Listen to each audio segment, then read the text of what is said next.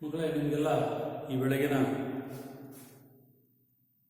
ಪ್ರಾರಂಭದ ಶುಭಾಶಯಗಳನ್ನು ತಿಳಿಸುತ್ತಾ 10ನೇ ತರಗತಿಯಲ್ಲಿ ಅರ್ಥಶಾಸ್ತ್ರದಲ್ಲಿ ಮೊದಲನೇ ಅಧ್ಯಾಯ ಅಂತಂದರೆ ಅಭಿವೃದ್ಧಿ ಅಂತಕ್ಕಂಥ ಪಾಠ. ಈಗಾಗಲೇ ನಾವು ಅದರ ಅರ್ಥ ಮತ್ತು ಅಭಿವೃದ್ಧಿಗೂ ಅನಭಿವೃದ್ಧಿಗೂ ಇರತಕ್ಕಂಥ ವ್ಯತ್ಯಾಸಗಳು, ಅಭಿವೃದ್ಧಿ ಹೊಂದಿದ ರಾಷ್ಟ್ರ ಹಾಗೂ ಅನಭಿವೃದ್ಧಿ ಹೊಂದಿದ ರಾಷ್ಟ್ರದ ಲಕ್ಷಣಗಳ ಬಗ್ಗೆ ಹಿಂದಿನ ತರಗತಿಯಲ್ಲಿ ತಿಳ್ಕೊಳ್ಳಿ. ಅದರಲ್ಲೂ ಮುಖ್ಯವಾಗಿ ಆ ಅಭಿವೃದ್ಧಿ ಅಂತಕ್ಕಂಥ ವಿಚಾರಕ್ಕೆ ಸಂಬಂಧಿಸಿದಂತೆ ಅದೊಂದು ಪ್ರಕ್ರಿಯೆ, ನೈಜ ರಾಷ್ಟ್ರೀಯ ವರಮಾನ, ದೀರ್ಘಾವಧಿ ಹೆಚ್ಚಳದ ಬಗ್ಗೆ ಈ ಹಿಂದಿನ ತರಗತಿಯಲ್ಲಿ ಸಾಕಷ್ಟು ನಾವು ಚರ್ಚೆ ಮಾಡಿ ತಿಳ್ಕೊಂಡು, ಹಾಗೆಯೇ ಅನಭಿವೃದ್ಧಿ ಅಂದರೆ ಏನು, ಅನಭಿವೃದ್ಧಿ ಬಗ್ಗೆ ವಿಶ್ವಸಂಸ್ಥೆ ಅಂತಕ್ಕಂಥದ್ದು ಏನು ಹೇಳಿದೆ ಅದನ್ನು ನಾವು ಸೂಕ್ಷ್ಮವಾಗಿ ತಿಳ್ಕೊಂಡು, ಇನ್ನು ಆ ಅಧ್ಯಾಯದಲ್ಲಿ ಇನ್ನು ಉಳಿದ ಭಾಗ ಅಂದರೆ ಮಾನವ ಅಭಿವೃದ್ಧಿಯ ಸೂಚಿಗಳು ಅಂತ ಕರಿತೀವಿ. ಮಾನವ ಅಭಿವೃದ್ಧಿಯ ಸೂಚಿಗಳು ಅಂದರೆ HDI, ಹ್ಯೂಮನ್ ಡೆವಲಪ್ಮೆಂಟ್ ಇಂಡೆಕ್ಸ್. ಇದನ್ನು ಹೇಗೆ ಮಾಪನ ಮಾಡೋದು? ಹಾಗಾದ್ರೆ ಇದಕ್ಕೆ ಯಾವುದೇ ಒಂದು ರೀತಿ ಅಳತೆಗೋಲು ಇಲ್ಲವೇ, ಸಾಧನ ಇಲ್ಲವೇ ಅನ್ನೋದನ್ನು ನಾವು ತಿಳ್ಕೋಬೇಕು. ಅಂದರೆ ಅರ್ಥಶಾಸ್ತ್ರಜ್ಞರು ಅನೇಕ ಮಾನದಂಡಗಳನ್ನು ಇಲ್ಲಿ ತಿಳಿಸ್ತಾ ಹೋಗ್ತಾರೆ. ಅದರಲ್ಲಿ ಮೊದಲನೇದು ವರಮಾನ ಸೂಚಿ ಅಂತ ಅಂದರೆ ಇಲ್ಲಿ ಬಳಸ್ತಕ್ಕಂಥ ವರಮಾನ ಅಂದರೆ ಒಂದು ಇಡೀ ರಾಷ್ಟ್ರದ ತಲಾ ಆದಾಯ ರಾಷ್ಟ್ರೀಯ ಆದಾಯ, ರಾಷ್ಟ್ರೀಯ ವರಮಾನವನ್ನು ಇಲ್ಲಿ ವರಮಾನ ಅಂತೇಳಿ ಪರಿಗಣಿಸಿದ್ದಾರೆ. ಅಂದರೆ ಒಂದು ವರ್ಷದ ಅವಧಿಯಲ್ಲಿ ಒಂದು ರಾಷ್ಟ್ರದಲ್ಲಿ ಉತ್ಪಾದನೆಯಾಗುವ ಎಲ್ಲ ಸರಕು ಸೇವೆಗಳು ಒಟ್ಟು ಮೊತ್ತವನ್ನು ನಾವು ರಾಷ್ಟ್ರೀಯ ಆದಾಯ ಅಂತ ಕರೀತೀವಿ. ಈ ರಾಷ್ಟ್ರೀಯ ವರಮಾನದ ಜೊತೆಗೆ ಜನಸಂಖ್ಯೆಯ ಹೆಚ್ಚಳವೂ ಕೂಡ ಕಂಡುಬರ್ತದೆ. ನಿರಂತರವಾಗಿ ಏರುಗತಿಯಲ್ಲಿ ಜನಸಂಖ್ಯೆ ಅಂತಕ್ಕಂಥದ್ದು ಹೆಚ್ಚಳ ಆಗ್ತಾ ಇದೆ. ಹಾಗಾಗಿ ರಾಷ್ಟ್ರೀಯ ಆದಾಯದ ಹೆಚ್ಚಳದ ಜೊತೆಗೆ ನಿರಂತರ ಜನಸಂಖ್ಯೆಯ ಹೆಚ್ಚಳದ ಪ್ರಮಾಣ ಆಗ್ತಾ ಹೋದರೆ ಅದು ಆರ್ಥಿಕ ಪ್ರಗತಿಯ ವಾಸ್ತವ ಚಿತ್ರಣವನ್ನು ನೀಡಲಿಕ್ಕೆ ಸಾಧ್ಯ ಆಗೋದಿಲ್ಲ. ಆದ್ದರಿಂದ ವಿಭಿನ್ನ ವರಮಾನ ಮತ್ತು ಜನಸಂಖ್ಯೆಗಳುಳ್ಳ ರಾಷ್ಟ್ರಗಳ ಅಭಿವೃದ್ಧಿಯ ಹೋಲಿಕೆಯನ್ನು ಮಾಡುವುದಕ್ಕೆ ಕೇವಲ ರಾಷ್ಟ್ರೀಯ ವರಮಾನವೇ ಒಂದು ಮಾನದಂಡ ಅಲ್ಲ. ಏಕೆಂದರೆ ಈ ಸಮಸ್ಯೆ ಅಂತಕ್ಕಂಥದ್ದನ್ನು ಪರಿಹರಿಸಬೇಕು ಅಂತಂದ್ರೆ ನಾವು ತಲವಾರಮಾನವನ್ನು ಅಭಿವೃದ್ಧಿಯ ಮಾನದಂಡವಾಗಿ ಪರಿಗಣಿಸಬೇಕು. ಅಂದರೆ ಒಟ್ಟು ರಾಷ್ಟ್ರೀಯ ಆದಾಯವನ್ನು ಒಟ್ಟು ರಾಷ್ಟ್ರದ ಜನಸಂಖ್ಯೆಯಿಂದ ಭಾಗಿಸಿದಾಗ ಬರುವ ಭಾಗಲಬ್ಧವೇ ತಲಾ ಆದಾಯ. ಹಾಗಾಗಿ ರಾಷ್ಟ್ರೀಯ ವರಮಾನವನ್ನು ಒಟ್ಟು ಜನಸಂಖ್ಯೆಯಿಂದ ಭಾಗಿಸಿದಾಗ ಬರ್ತಕ್ಕಂತಹ ಅಂಶವನ್ನು ನಾವು ತಲವರಮಾನ ಅಂತ. ಉದಾಹರಣೆ ನೋಡಿ, 2016ರಲ್ಲಿ ಭಾರತದ ತಲವರಮಾನ 1,21,000 ಪರ್ ಕ್ಯಾಪಿಟಾ ಇನ್ಕಮ್ ಅಂತ ಕರೀತಾರೆ. PCI ಪರ್ ಕ್ಯಾಪಿಟಾ ಇನ್ಕಮ್ 1,21,603 ಇತ್ತು. PCI ಪರ್ ಕ್ಯಾಪಿಟಾ ಇನ್ಕಮ್ 1,21,603 2016 ತಲವರಮಾನ ಅಂತಕ್ಕಂಥದ್ದು. ನೋಡಿ, ಜಾಗತಿಕ ಸರಾಸರಿ ವರಮಾನದ 15% ಸೊ ಈ ಒಂದು ವರ್ಷದ ಒಟ್ಟು ವರಮಾನ ಎಷ್ಟಿತ್ತು ಅಂತಂದ್ರೆ, ಒಟ್ಟು ರಾಷ್ಟ್ರೀಯ ಆದಾಯ 1,47,86,557.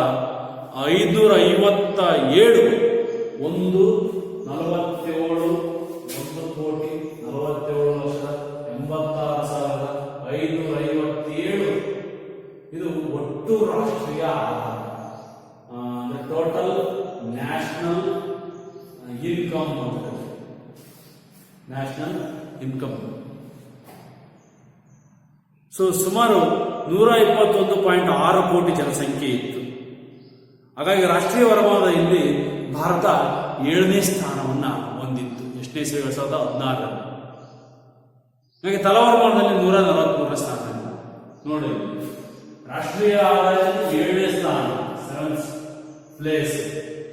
ತಲಾವರಮಾನದಲ್ಲಿ 143ನೇ ಸ್ಥಾನ ಜಾಗತಿಕ ಮಟ್ಟದಲ್ಲಿ ಭಾರತ ಇತ್ತು ಅನ್ನೋದು. ಹಾಗಾಗಿ ತಲವರಮಾನವನ್ನು ಒಂದು ಬಹು ಜನಪ್ರಿಯ ಮಾನದಂಡವಾಗಿದ್ದರೂ ಕೂಡ ಅದು ಜನರ ನಡುವಿನ ವರಮಾನ ಹಂಚಿಕೆಯನ್ನು ತೋರಿಸುತ್ತೆ. ಅಲ್ಲದೆ ಜನರ ಆಹಾರ, ವಸತಿ, ಶಿಕ್ಷಣ, ಆರೋಗ್ಯ, ಮತ್ತು ಇತರೆ ಸಾಮಾಜಿಕ ಅಂಶಗಳನ್ನು ಅಳೆಯಬಹುದಾದಂತಹ ಲಭ್ಯತೆಯನ್ನ ಇದು ಪರಿಗಣಿಸಲಿಕ್ಕೆ ಸಾಧ್ಯ. ಆದ್ದರಿಂದ ಆರ್ಥಿಕ ಅಭಿವೃದ್ಧಿಯನ್ನು ಸೂಕ್ಷ್ಮವಾಗಿ ಅಳೆಯಬೇಕು ಅಂತಂದ್ರೆ ಪರ್ಯಾಯ ಮಾಪನಗಳ ರಚನೆಗೆ ಅರ್ಥಶಾಸ್ತ್ರಜ್ಞರು ಪ್ರಯತ್ನವನ್ನು ಪಟ್ಟಿರ್ತಕ್ಕಂಥ ನೋಡ್ತಾ ಇದ್ವಿ. ಇನ್ನು ಈ ಮಾನವ ಅಭಿವೃದ್ಧಿ ಸೂಚಿಯ ಸಂಬಂಧಿಸಿದಂತೆ ಸಾಮಾನ್ಯವಾಗಿ ನಾವು ಸರ್ಕಾರಗಳು ಇಲ್ಲಿ ಜನರ ಯೋಗಕ್ಷೇಮವನ್ನು ಅಥವಾ ಕಲ್ಯಾಣವನ್ನು ಪ್ರಗತಿಯನ್ನು ಬಯಸುವ ಉದ್ದೇಶವನ್ನು ಇಟ್ಟುಕೊಂಡು ಸಾಕಷ್ಟು ಒಳ್ಳೊಳ್ಳೆ ಅಭಿವೃದ್ಧಿ ಯೋಜನೆಗಳನ್ನು ಕೈಗೊಳ್ತಾರೆ. ಇದನ್ನೆಲ್ಲರೂ ಕೂಡ ಒಪ್ಪಿಕೊಳ್ಬೇಕಾಗ್ತದೆ ಅನ್ನೋದು. ಯಾಕೆ ಪ್ರತಿಯೊಬ್ಬ ವ್ಯಕ್ತಿಯೂ ಕೂಡ ತನ್ನದೇ ಆದಂತಹ ಮರ್ಯಾದೆಯ ಜೀವನ ನಡೆಸಲೇಬೇಕು. ಅಥವಾ ಸಮಾಜದಲ್ಲಿ ಇತರರಿಗೆ ಕೀಳಾಗದಂತೆ ಒಂದು ಘನತೆಯುತವಾದಂತಹ ಜೀವನ ನಡೆಸಬೇಕು ಅಂತಂದ್ರೆ ಅವನಿಗೆ ಇನ್ನೊಬ್ಬರ ಸಹಾಯ ಅತಿ ಅಗತ್ಯವಾಗಿ ಬೇಕೇ ಬೇಕು. ಅಂದ್ರೆ ಕನಿಷ್ಠ ಮಟ್ಟದ ಅವಶ್ಯಕತೆಗಳನ್ನು ಸರ್ಕಾರಗಳು ವಹಿಸಿಕೊಡ್ಬೇಕು. ಉದಾಹರಣೆಗೆ ಆಹಾರ, ವಸತಿ, ಬಟ್ಟೆ, ಆರೋಗ್ಯ, ಸಾಮಾಜಿಕ ಭದ್ರತೆ, ಶುದ್ಧ ಕುಡಿಯುವ ನೀರು, ಶುದ್ಧ ಗಾಳಿ, ಸ್ವಚ್ಛವಾದ ಪರಿಸರ. ಇವು ವರಮಾನದ ಹೆಚ್ಚಳದಿಂದ ಮಾತ್ರ ಸಾಧ್ಯವಾಗದೆ, ಕೇವಲ ವರಮಾನದ ಹೆಚ್ಚಳದಿಂದ ಮಾತ್ರ ಇವುಗಳೆಲ್ಲವುಗಳು ಕೂಡ ಸಾಧ್ಯ ಆಗದೇ ಇರಬಹುದು. ಆವಾಗ ಮಾನವ ಅಭಿವೃದ್ಧಿ ಆಗಿದೆ ಅಂತ ಸೂಚಿ ತೋರಿಸ್ತದೆ. ಅದಕ್ಕೆ ಅಮರ್ತ್ಯ ಸೇನ್ ಅಂತಕ್ಕಂತಹ ಶ್ರೇಷ್ಠ ಭಾರತ ಅರ್ಥಶಾಸ್ತ್ರಜ್ಞ ತನ್ನದೇ ಆದಂತಹ ಚಿಂತನೆಗಳನ್ನು ಬಳಸಿಕೊಂಡು ಅವರ ಚಿಂತನೆಗಳನ್ನು ಬಳಸಿಕೊಂಡು ಪಾಕಿಸ್ತಾನದ ಅರ್ಥಶಾಸ್ತ್ರಜ್ಞನಾದಂತಹ ಮೆಹಬೂಬಾ ಉಲ್ ಹಕ್ ಅಂತಕ್ಕಂಥವನು ಏನ್ ಹೇಳ್ತಾನೆ ಅಂದ್ರೆ, ಮಾನವನ ಜೀವನವನ್ನು ಘನತೆಯುತವಾಗಿ ನಡೆಸಲಿಕ್ಕೆ ಬೇಕಾಗಿರ್ತಕ್ಕಂತಹ ಸುದೀರ್ಘ ಆರೋಗ್ಯಯುತ ಜೀವನ ನಡೆಸುವುದು 1, ಜ್ಞಾನವಂತನಾಗಿರುವುದು 2, ಮತ್ತು ಜೀವನಕ್ಕೆ ಅವಶ್ಯಕವಿರುವ ಕನಿಷ್ಠ ಸೌಲಭ್ಯಗಳು ಆಹಾರ, ವಸತಿ ಮತ್ತೆ ರೋಟಿ, ಕಪಡ, ಮಕಾನ್ ಅಂತ ಕರೀತಾರೆ. ಆಹಾರ, ವಸತಿ, ಆಶ್ರಯ. ಇದು ಆಹಾರ, ವಸತಿ, ಬಟ್ಟೆ, ಇವು 3 ಬೇಕೇ ಬೇಕಾಗ್ತದೆ. ಅವುಗಳನ್ನ ನಾವು ಖರೀದಿಸಲಿಕ್ಕೆ ಅವಶ್ಯಕವಿರುವ ವರಮಾನದ ಪ್ರಮಾಣವನ್ನ ಹೊಂದುವುದು ಅಂತೇಳಿ ತಿಳಿಸ್ತಾರೆ. ಅದನ್ನೇ ಅಮರ್ತ್ಯ ಸೇನ್ ಹೇಳೋದು. ಏನ್ ಹೇಳ್ತಾರೆ ಅಂತಂದ್ರೆ, ಮಾನವ ಅಭಿವೃದ್ಧಿ ಅಂದ್ರೆ ಅಮರ್ತ್ಯ ಸೇನ್ ಅವರ ಪ್ರಕಾರ ಮಾನವನ ಸಾಮರ್ಥ್ಯಗಳನ್ನು ವಿಸ್ತರಿಸುವ ಪ್ರಕ್ರಿಯೆಯೇ ಮಾನವ ಅಭಿವೃದ್ಧಿ. ಮಾನವನ ಸಾಮರ್ಥ್ಯಗಳನ್ನು ವಿಸ್ತರಿಸುವ ಪ್ರಕ್ರಿಯೆಯೇ ಮಾನವ ಅಭಿವೃದ್ಧಿ.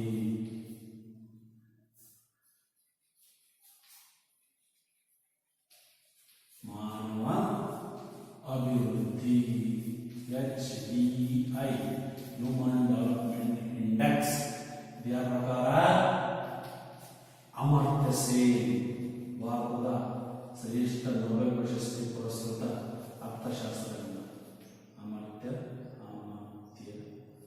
ಸೇನ್.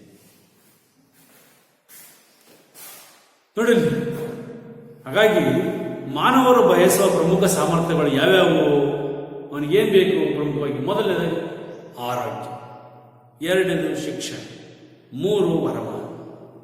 ಒಳ್ಳೆಯ ಆರೋಗ್ಯ ದೊರಕಬೇಕು.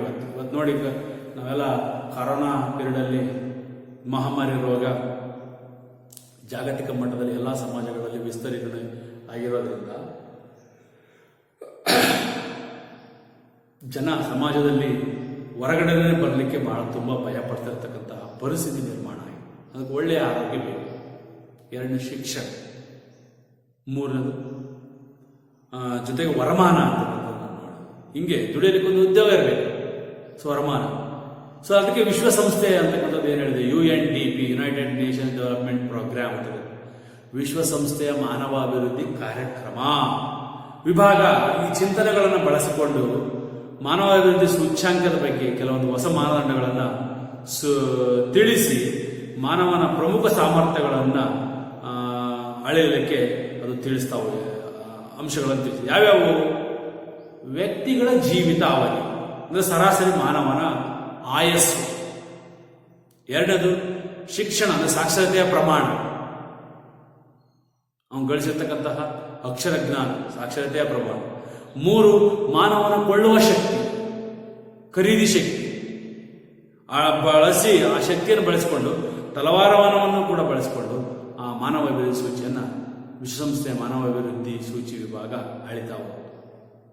ಸೊ ಹಾಗಾಗಿ ಇಲ್ಲಿ ಅವನ ಸರಾಸರಿ ಜೀವಿತ ಅವಧಿ ಅಂತಂದ್ರೆ ಒಂದು ದೇಶದಲ್ಲಿ ವಾಸ ಮಾಡ್ತಕ್ಕಂಥ ಒಟ್ಟು ಜನರು ಜೀವಿಸುವ ಸರಾಸರಿ ಆಯಸ್ಸು.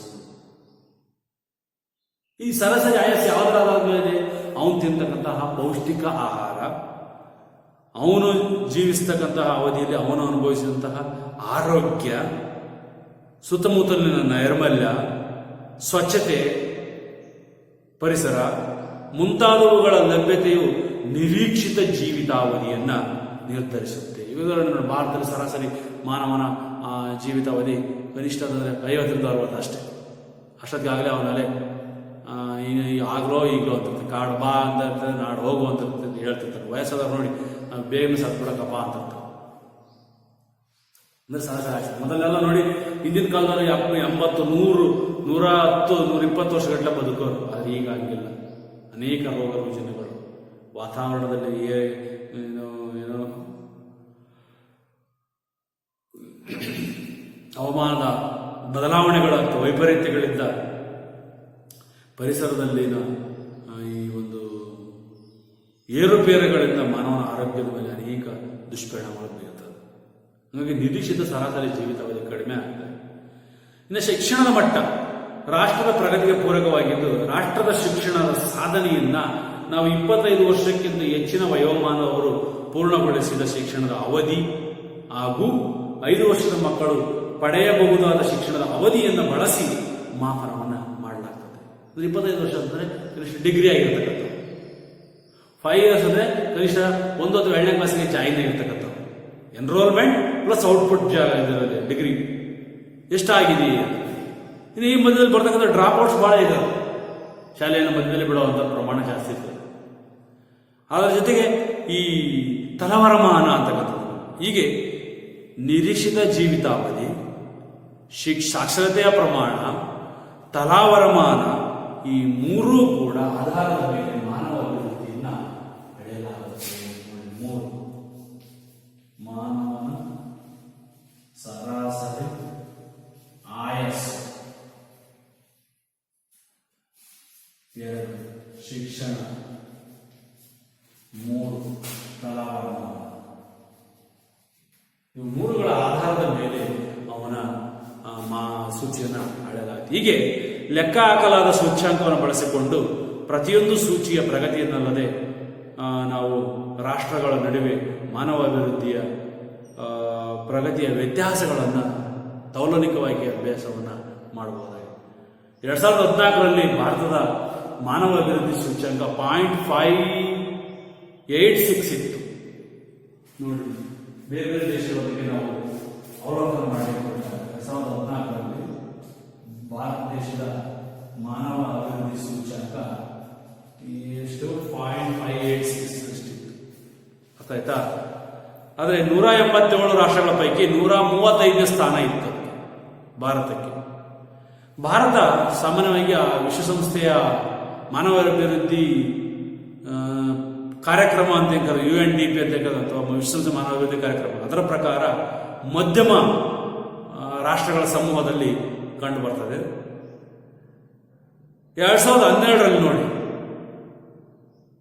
ಭಾರತ ಮಾನವ ಅಭಿವೃದ್ಧಿ ಸೂಚ್ಯಂಕ 0.554, ಇದು 14ರಲ್ಲಿ 2012ರಲ್ಲಿ 0.554 ಇತ್ತು. 0.554 ನಷ್ಟಿತ್ತು 2014ರಲ್ಲಿ. ಅಂದ್ರೆ 187 ರಾಷ್ಟ್ರಗಳ ಪೈಕಿ 136ನೇ ಸ್ಥಾನವನ್ನು ಹೊಂದಿದ್ದು 65.8 ವರ್ಷಗಳ ನಿರೀಕ್ಷಿತ ಜೀವಿತಾವಧಿ, ಸರಾಸರಿ 69 ವರ್ಷ ಮಾನವನ ಆಯಸ್ಸಿತ್ತು. 4.4 ವರ್ಷಗಳ ಸರಾಸರಿ ಶಾಲಾ ಕಲಿಕೆಯ ಅವಧಿ ಇತ್ತು. ಹಾಗೂ $3,203 ಪ್ರತಿಯೊಬ್ಬ ವ್ಯಕ್ತಿಯ ತಲಾವರಮಾನ ಇತ್ತು. ನೋಡಿ ಎಷ್ಟು ವ್ಯತ್ಯಾಸಗಳನ್ನು ನಾವು ಕಾಣ್ತೇವೆ. ಹೀಗಾಗಿ ವರಮಾನದ ಸರಾಸರಿ ಫಲಿತವಾಗಿದ್ದು 1980 ಹಾಗೂ 2012ರ ಅವಧಿಯಲ್ಲಿ ಮಾನವ ಅಭಿವೃದ್ಧಿಯು ಎಲ್ಲ ಅಂಶಗಳು ಕೂಡ ಸುಧಾರಣೆಯನ್ನು ಹೊಂದಿದೆ. ಆದರೆ ಮೊದಲ 10 ರಾಷ್ಟ್ರಗಳ ಸಾಧನೆ ಗಮನಿಸಿದಾಗ ಭಾರತ ಇನ್ನೂ ಕೂಡ ಅಭಿವೃದ್ಧಿ ಆಗಬೇಕಾಗಿರ್ತಕ್ಕಂಥದ್ದು ಸಾಕಷ್ಟು ಪ್ರಮಾಣದಲ್ಲಿದೆ. ಅದಕ್ಕೆ ಇದನ್ನು ಪ್ರಗತಿಶೀಲ ರಾಷ್ಟ್ರ, ಅಭಿವೃದ್ಧಿಶೀಲ ರಾಷ್ಟ್ರ, ಮುಂದುವರಿಯುತ್ತಿರುವ ರಾಷ್ಟ್ರ ಅಂತೇಳಿ ಪರಿಗಣಿಸಿದೆ. ಇದಿಷ್ಟು ಈ ಮಾನವ ಅಭಿವೃದ್ಧಿ ಸೂಚನೆಗೆ ಸಂಬಂಧಿಸಿದ ಅಂಶ. ಇನ್ನೊಂದು ಅಂತಂದ್ರೆ ಈ ಲಿಂಗ ಅಭಿವೃದ್ಧಿ ಸೂಚಿ ಎಂದು ಕರಿತೀವಿ. ಜೆಂಡರ್ ಸಂಬಂಧಿಸಿದ ಜೆಂಡರ್ ನೋಡಿ, ಅಭಿವೃದ್ಧಿ ಪ್ರಕ್ರಿಯೆಯಲ್ಲಿ ಮಹಿಳೆಯ ಪಾತ್ರ ಕೂಡ ಅತ್ಯಂತ ಪ್ರಮುಖವಾಗಿದೆ. ಯಾಕಂದ್ರೆ ಇವತ್ತು ಎಲ್ಲಾ ರಂಗದಲ್ಲೂ ಕೂಡ ಸ್ತ್ರೀ ಅಥವಾ ಮಹಿಳೆ ಅಂತಕ್ಕಂಥವಳು ತನ್ನದೇ ಆದಂಥ ಛಾಪನ್ನು ಮೂಡಿಸಿರ್ತಕ್ಕಂಥ ನೋಡ್ತಾರೆ. ಜನಸಂಖ್ಯೆಯಲ್ಲಿ ಅರ್ಧದಷ್ಟಿರ್ತಕ್ಕಂತಹ ಈ ಮಹಿಳೆಯರು ಅರ್ಥವ್ಯವಸ್ಥೆ ಎಲ್ಲಾ ಕ್ಷೇತ್ರಗಳಲ್ಲಿ ದುಡಿದಿರ್ತಕ್ಕಂಥ ನಾವು ನೋಡ್ತೇವೆ. ಅವರಿಗೆ ಸಾಮಾಜಿಕ, ಆರ್ಥಿಕ, ಶೈಕ್ಷಣಿಕ, ರಾಜಕೀಯ ಸಮಾನತೆಯನ್ನ ಒದಗಿಸಿಕೊಡಬೇಕಾಗಿರ್ತದೆ. ನಾಗರಿಕ ಸಮಾಜದ ಕರ್ತವ್ಯವೂ ಹೌದಿದು. ಅದರಲ್ಲೂ ನಮ್ಮ ಭಾರತ ಸಂವಿಧಾನದಲ್ಲಿ ಮಹಿಳೆಯರಿಗೂ ಕೂಡ ಸಮಾನ ಪ್ರಾತಿನಿಧ್ಯವನ್ನ ಕೊಟ್ಟಿದ್ದೀವಿ, ಸ್ವತಂತ್ರವನ್ನು ಕೊಟ್ಟಿದ್ದೀವಿ, ಸಮಾನತೆಯನ್ನ ನೀಡಿದ್ದೀವಿ. ಮತ್ತು ಅನೇಕ ಮುಕ್ತವಾಗಿ ಅವರು ಕೂಡ ಸಂಚರಿಸಲಿಕ್ಕೆ ಅವಕಾಶಗಳನ್ನು ನೀಡಿರ್ತಕ್ಕಂಥ. ಆದರೆ ಇವತ್ತಿಗೂ ಕೂಡ ಪುರುಷ ಪ್ರಧಾನ ಸಮಾಜದಲ್ಲಿ ಮಹಿಳೆಯರ ಮೇಲೆ ದೌರ್ಜನ್ಯ, ಶೋಷಣೆ, ಅತ್ಯಾಚಾರ, ದಬ್ಬಾಳಿಕೆ, ಹಿಂಸೆ ಅಥವಾ ಕೊಲೆ ಅಂತಕ್ಕಂಥ ಪ್ರಕರಣಗಳು ಎದುರಿಸ್ತಕ್ಕಂಥ ನೋಡ್ತಾ ಇದ್ದೀವಿ. ಆದರೆ ಮಹಿಳೆಯರು ಇನ್ನೂ ಸಂಪೂರ್ಣವಾಗಿ ಅಭಿವೃದ್ಧಿಯಲ್ಲಿ ಪಾಲ್ಗೊಂಡಿಲ್ಲ. ಆದ್ದರಿಂದ ಈ ಲಿಂಗ ತಾರತಮ್ಯವನ್ನು ಹೋಗಲಾಡಿಸಲಿಕ್ಕೆ ಅನೇಕ ಕ್ರಮಗಳನ್ನು ಕೂಡ ಕೈಗೊಂಡಿರ್ತಕ್ಕಂಥದ್ದು. ಉದಾಹರಣೆಗೆ 1000 ಪುರುಷರಿಗೆ ಮಹಿಳೆಯರ ಪ್ರಮಾಣವನ್ನು ನಾವು ಹೋಲಿಕೆ ಮಾಡ್ತಾ ಹೋದರೆ ಅದರಲ್ಲೂ ಲಿಂಗಾನುಪಾತಕ್ಕೆ ಸಂಬಂಧಿಸಿದಂತೆ 933 ಇತ್ತು, 945 ಇತ್ತು. 2011ರಲ್ಲಿ ನೋಡಿ ಜನಗಣತಿ ಪ್ರಕಾರ ಲಿಂಗಾನುಪಾತಕ್ಕೆ ಸಂಬಂಧಿಸಿದಂತೆ 945 ಮಹಿಳೆಯರಿಗೆ 1000 ಪುರುಷರಿಗೆ. ಸೊ ಈಗ ಇತ್ತೀಚೆಗೆ ನೋಡಿ ಇದು 6 ವರ್ಷದ ಕೆಳಗೆ ಲಿಂಗ ಅನುಪಾತ ತೆಗೆದುಕೊಂಡ್ರೆ ಅದರಲ್ಲೂ ಭ್ರೂಣ ಹತ್ಯೆ ಅಂತಕ್ಕಂಥ ಸಾಕಷ್ಟು ನಡೀತಾ ಇದೆ, ನಿಮ್ಗೆ ಗೊತ್ತಾಯಿತು. ಅದೇ ರೀತಿ 2011ರಲ್ಲಿ ಜನರಿಗೆ ಮಹಿಳೆ ಸಾಕ್ಷರತಾ ದರ ನೋಡಿ 65.46 ಲಿಂಗ ಅಭಿವೃದ್ಧಿ ಸೂಚಿ. 2011ರ ಜನಗಣತಿಯಲ್ಲಿ 945,000 ಪುರುಷರಿಗೆ. ಇನ್ನು ಸಾಕ್ಷರತೆ ಪ್ರಮಾಣ ತೆಗೆದುಕೊಳ್ಳಿ, ಪುರುಷರಿಗೆ ಹೋಲಿಸಿದ್ರೆ ಸ್ತ್ರೀಯರ ಸಾಕ್ಷರತೆ ಪ್ರಮಾಣವೂ ಕೂಡ ಕಡಿಮೆ ಇರತಕ್ಕಂಥದ್ದು 65.46. ಹಾಗಾಗಿ ಪುರುಷರ ಸಾಕ್ಷರತೆ ಪ್ರಮಾಣ 82.4. ಈಗ ಮನೆ ನೋಡ್ರಿ, ಕೊಟ್ಟೆಣ್ಣು ಕೂಲ್ ಹೊರಗೆ ಅಂತ ಹೇಳಿ ಬೇಡಮ್ಮ ಸಾಕು, ಓದೋದೇನು ಬೇಡ, ನೀನೇನು ಓದಿ ದೊಡ್ಡ ಇದಾಗಬೇಕಾಗಿದೆ ಅಂತ ಹೇಳಿ ಹೆಣ್ಮಕ್ಳನ್ನ ಹಿಂದೆ ಕಳಿಸ್ತಾರೆ. ಹಾಗಾಗಿ ಮಹಿಳೆಯರು ಇಂದಿಗೂ ಸಹ ಅನೇಕ ಈ ಕೌಟುಂಬಿಕವಾಗಿ ಹಿಂಸೆ ಮತ್ತು ಸಮಸ್ಯೆಗಳನ್ನು ಎದುರಿಸ್ತಾರೆ. ಮತ್ತೆ ಮಹಿಳೆಯರ ಶಿಕ್ಷಣಕ್ಕೆ ಸೂಕ್ತ ಸೌಲಭ್ಯಗಳೂ ಇಲ್ಲ. ತಂದೆ ತಾಯಿಗಳ ಪ್ರೋತ್ಸಾಹದ ಕೊರತೆ ಇದೆ. ಸಮಾಜದ ನಿಂದನೆಯ ಪ್ರಮಾಣ ಹೆಚ್ಚಾಗ್ತಾ ಇದೆ. ಮತ್ತೆ ಉದ್ಯೋಗದ ಪರಿಸ್ಥಿತಿನೂ ಕೂಡ ಕೆಟ್ಟದಾಗಿದೆ. ಅವ್ರು ಮಾಡ್ತಕ್ಕಂಥ ಉದ್ಯೋಗದ ಸನ್ನಿವೇಶಗಳಲ್ಲಿ ಅನೇಕ ಸಮಸ್ಯೆಗಳನ್ನು ಮೇಲಾಧಿಕಾರಿಗಳ ಕೇಳ್ಕೊಳ್ಳ ಇರ್ತಕ್ಕಂಥದ್ದು. ಸಣ್ಣ ಉದ್ದಿಮೆ, ಗೃಹ ಕೈಗಾರಿಕೆಗಳು ಪುರುಷರಿಗಿಂತ ಕಡಿಮೆ ಪ್ರಮಾಣದ ಕೂಲಿಯನ್ನು ಅವರಿಗೆ ಕೊಡ್ತಕ್ಕಂಥದ್ದು ನೋಡ್ತೀವಿ. ನಮಗೆ ಮಹಿಳೆಯರು ತಾವು ಗಳಿಸಿದ ಹಣವನ್ನು ಸ್ವತಂತ್ರವಾಗಿ ಖರ್ಚು ಮಾಡಲಿಕ್ಕೆ ಮುಕ್ತ ಅವಕಾಶ ಇಲ್ಲೇ ಇಲ್ಲ ಮನೆಗಳಲ್ಲಿ. ಇತ್ತೀಚೆಗೆ ನೋಡ್ರಿ ಅವರು ಹೆಣ್ಮಕ್ಳು ಏನಾಗಿದೆ ಸ್ವತಂತ್ರವನ್ನು ಪಡ್ಕೊಂಡು ಬಹಳಷ್ಟು ಮುಕ್ತವಾಗಿ ಹಣವನ್ನು ಖರ್ಚು ಮಾಡಲಿಕ್ಕೆ ಪ್ರಯತ್ನ ಮಾಡ್ತಿರ್ತಕ್ಕಂಥ ಸನ್ನಿವೇಶಗಳನ್ನು ನೋಡ್ತಾರೆ. ಆಮೇಲೆ ಮನೆಗೆ ಊಟ ಮಾಡ್ಬೇಕಾದ್ರೆ ಅಷ್ಟೇ ನೋಡಿ, ಎಲ್ಲ ಮಹಿಳೆ ದೊಡ್ಡವರಿಗೆ ಹಿರಿಯರಿಗೆ ಊಟ ಬಡಿಸಿ ಕೊನೆಗೆ ಕೆರಕಲು ಊಟ ಮಾಡುವಂಥ ಪರಿಸ್ಥಿತಿ ಇದೆ. ಈಗೆಲ್ಲ ಬದಲಾವಣೆ ಆಗಿದೆ. ಗಂಡ ಮಕ್ಕಳು ಊಟ ಮಾಡಿದ ನಂತರ ಮಿಕ್ಕಿದ ಹುಡುಗಿಯನ್ನು ಅವರು ಊಟ ಮಾಡೋ ಪರಿಸ್ಥಿತಿ ಇತ್ತು. ಆದರೆ ಇದಕ್ಕೆ ಏನಾಗ್ತದೆ, ಇದರಿಂದ ಮಹಿಳೆಯರು ಅಪೌಷ್ಟಿಕತೆಗೆ ತುತ್ತಾಗಿ ಅನಾರೋಗ್ಯಕ್ಕೊಳಗಾಗಿ ಆರೋಗ್ಯದ ಪರಿಸ್ಥಿತಿಯನ್ನು, ಕೆಟ್ಟ ಆರೋಗ್ಯದ ಪರಿಸ್ಥಿತಿಯನ್ನು ಎದುರಿಸಬೇಕು. ಅದರಲ್ಲೂ ಗರ್ಭಿಣಿಯರ ಆರೋಗ್ಯ ಕೆಟ್ಟರೆ ಅದು ತಾಯಂದಿರ ಮರಣ, ಶಿಶುವಿನ ಮರಣ ಇವೆಲ್ಲವೂ ಕೂಡ ನಡೀತಾ ಇರ್ತಕ್ಕಂಥ ನೋಡ್ತಾ ಇದೆ. ಆಮೇಲೆ ಮಕ್ಕಳ ಮರಣ ಹೆರಿಗೆ ಸಮಯದಲ್ಲಿ, ಶಿಶುಗಳ ಮರಣ, ಮಕ್ಕಳ 5 ವರ್ಷದ ಒಳಗಿನ ಮಕ್ಕಳ ಪ್ರಮಾಣ ಅಧಿಕವಾಗಿದೆ. ಹಾಗೆ ತಾಯಿಯ ಗರ್ಭದಲ್ಲಿರುವಾಗ ಭ್ರೂಣ ಹತ್ಯೆ ಮಾಡೋದು, ಹಾಗೆ ಮತ್ತೆ ತಾಯಿಯ ಗರ್ಭದಿಂದ ಜನಿಸಿದ ನಂತರ ಹೆಣ್ಣು ಶಿಶು ಹುಟ್ಟಿದ್ರೆ ಹೆಣ್ಣು ಮಕ್ಕಳನ್ನೇ ಹತ್ಯೆ ಮಾಡೋದು, ಬಲಿ ಕೊಡ್ತಕ್ಕಂಥ ಪದ್ಧತಿ, ಕೆಟ್ಟ ಪದ್ಧತಿ ಇದು ಬೇಡ. ಇದರಿಂದ ಏನಾಗ್ತದೆ, ಈ ಲಿಂಗಾನುಪಾತದಲ್ಲಿ ವ್ಯತ್ಯಾಸವನ್ನು ಕಾಣ್ತೀವಿ. ಇವತ್ತು ನೋಡಿ ಒಬ್ಬ ವರನಿಗೆ ಹೆಣ್ಣನ್ನು ಕೊಡಬೇಕಾದ್ರೆ ಅಥವಾ ಹೆಣ್ಣನ್ನು ಮದುವೆ ಆಗಬೇಕಾದ್ರೆ ಎಣ್ಣೆ ಸಿಗದೆ ಇರತಕ್ಕಂಥ ಪರಿಸ್ಥಿತಿ ನಿರ್ಮಾಣ ಆಗಿದೆ. ಇದಕ್ಕೆ ಕಾರಣ ಪುರುಷ ಪ್ರಧಾನ ಸಮಾಜ. ಹಾಗಾಗಿ ರಾಜಕೀಯ ಸಂಸ್ಥೆನಲ್ಲೂ ಕೂಡ ಹೆಣ್ಮಕ್ಳಿಗೆ ಮೀಸಲಾತಿಯನ್ನ ಕೊಡುವಲ್ಲಿ ತಾರತಮ್ಯವನ್ನು ಎದುರಿಸಿದ್ದಾರೆ. ಉದಾಹರಣೆ ಪಂಚಾಯತ್ಗಳಲ್ಲಿ ನೋಡಿ, ಅಥವಾ ಪುರಸಭೆಗಳಲ್ಲಿ ನೋಡಿ, ನಗರಸಭೆಗಳಲ್ಲಿ ನೋಡಿ, ಮಹಿಳೆಯರಿಗೆ ಸ್ಥಾನ ಮೀಸಲಾಗಿಸಿದ್ರು ಅವರ ಇರುವಿಕೆ ಹಲವು ಸಾರಿ ಏನಾಗ್ತದೆ ಅವಗಣನೆಗೆ ಒಳಗಾಗ್ತದೆ.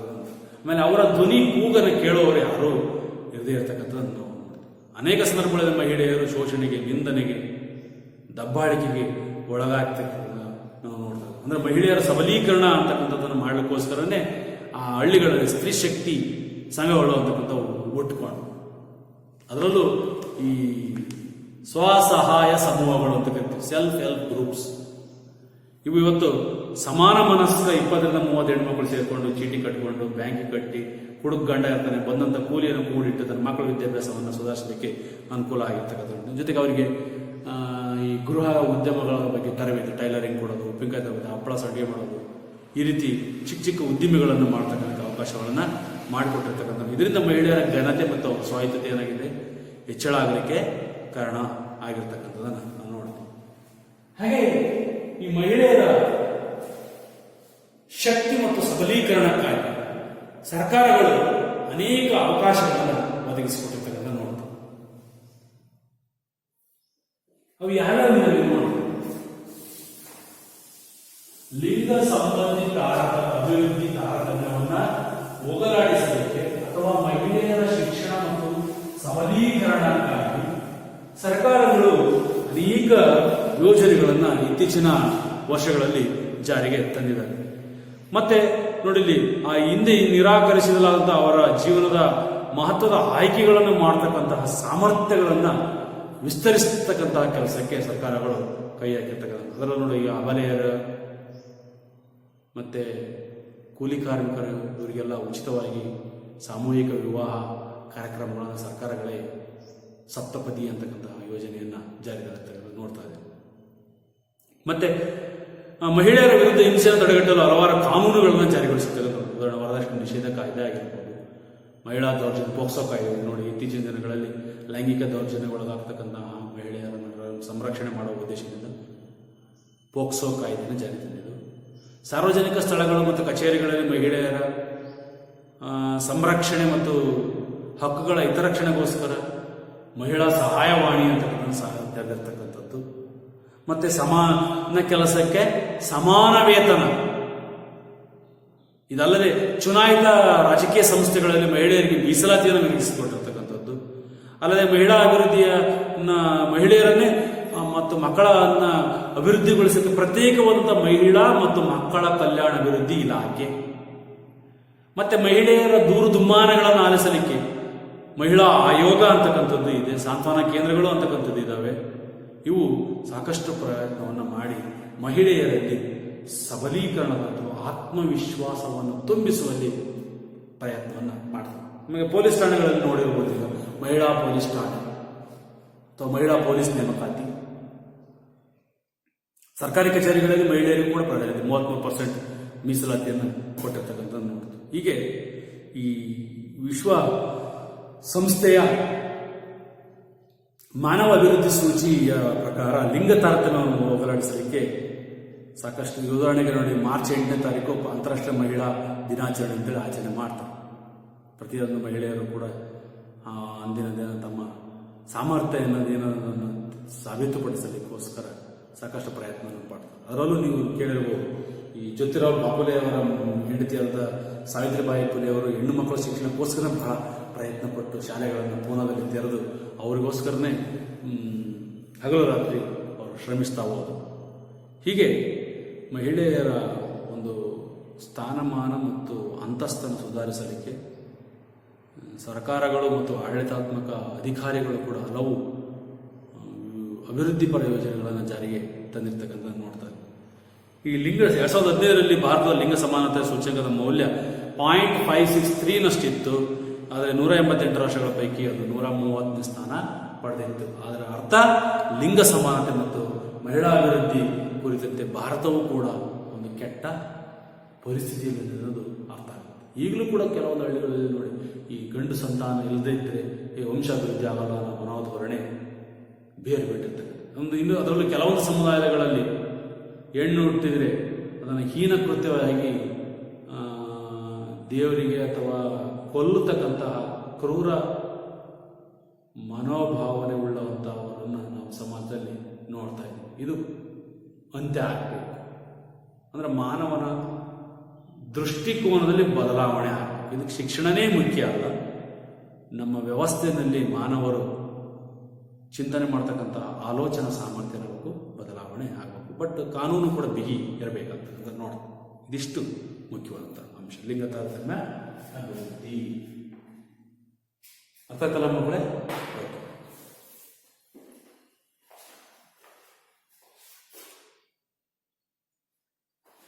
ಇಲ್ಲಿ ಕೇಳಬಹುದಾದಂತಹ ಈ ಪ್ರಶ್ನೆಗಳು ಅಂತಂದ್ರೆ ನಿಮಗೆ ಸಾಮಾನ್ಯವಾಗಿ ನೋಡಿಲ್ಲಿ ಕೇಳಬಹುದು. ಏನಂತ, ಮಹಿಳೆಯರ ಸ್ಥಾನಮಾನ ಮತ್ತು ಸಬಲೀಕರಣಕ್ಕಾಗಿ ಸರ್ಕಾರಗಳು ಯಾವ ಯಾವ ಕ್ರಮಗಳನ್ನು ಕೈಗೊಂಡಿದ್ದೇವೆ ಅಂತ ಹೇಳಿ ಕೇಳಬಹುದು.